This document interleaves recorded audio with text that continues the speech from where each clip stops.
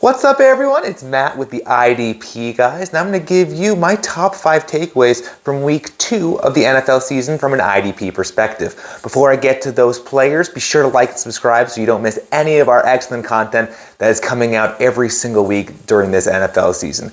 With that being said, let's get to those takeaways. Takeaway number 1 out of Las Vegas is that Divine Deablo had one heck of a game. He had 15 combined tackles, but more importantly, he played 100% of the defensive snaps. Sure, it helped that Denzel Perryman was out due to injury, but Deablo clearly establishes himself as at least the LB2 on that Raiders defense. There were already some rumors circulating in the offseason that he was going to overtake Perryman as LB1 at some point, but even once Perryman comes back, Deablo's done more than enough these first 2 weeks to warrant a roster spot on your team. So if he's available, go out and get him, and especially when Perryman's out, if he can put up 15 combined tackles, he's someone you're going to be wanting to start in all formats. Takeaway number 2 is Jaquan Brisker is the real deal. Look, he had 10 combined tackles against the Packers Sunday night, but kind of like Deablo before him, the biggest takeaway is he played 100% of the defensive snaps. In order to score points, you have to be on the field, and the way that the Bears utilize Brisker on that defense up in the box, he's going to get a bunch of tackles. Sure, 10 combined tackles might be more than you can expect from him on a regular basis, but he's going to produce enough to be a debatable top 20 option for the rest of this year. So if you can go get him, get him. Takeaway number 3, the Kansas City Chiefs linebacker rotations we've grown to love-hate in the IDP community might be over. Nick Bolton played 96% of defensive snaps on Sunday, and Willie Gay played 92% of defensive snaps. Both put up numbers warranting starts. If both are playing above 90% of defensive snaps, they are people that can both be justifiably started in all formats, and we no longer have to be worrying about our players being taken out for someone else. So go ahead and start those Chiefs linebackers with confidence.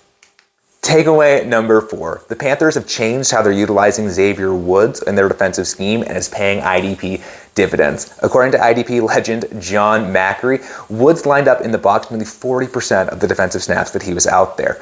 To relate that to Jeremy Chin, he was only lined up in the box only 18% of the time, which sort of shows why Woods ended up with 10 combined tackles, and Chin only ended up with 5. We've heard rumors this was going to happen all offseason. We saw it in week 1. We've seen it again in week 2. Xavier Woods is the defensive back you want to be starting in Carolina right now, and you can get him for a lot cheaper, or if you did, you got him for cheaper. So if he's available on your waiver wire, go and get him. He's going to be a stud all year, especially if they continue to use him in the box like they have. Go get him. And finally, takeaway number 5 is that Pete Werner is the real deal. He had 8 combined tackles and a pass defended, but more importantly, he played 81% of the defensive snaps. Sure, that was not as much as Demario Davis did, but typically my rule of thumb is I want to see someone be playing at least 80% of defensive snaps to warrant starting. So the fact that Pete Werner has had 2 really, really solid weeks back to back, and he's now reached that 81% or above 80% playtime, you can start him with confidence, which is something we could not say necessarily going into this year. So go get him. He's probably more in LB2, LB3 range right now, but if he keeps putting up nearly 10 tackles a game, you're going to want him in your starting lineup. So go get him and hope that this usage continues. And there you have it, folks, my top 5 takeaways from an IDP perspective of week 2 of the NFL season. If you like this kind of content, head on over to idpguys.org, where you can check out my weekly IDP rundown article where I go through every single game and every single thing you need to know from an IDP perspective that happened in the NFL each and every week. I'm Matt with IDP Guys, and I'm going to see you in week 3.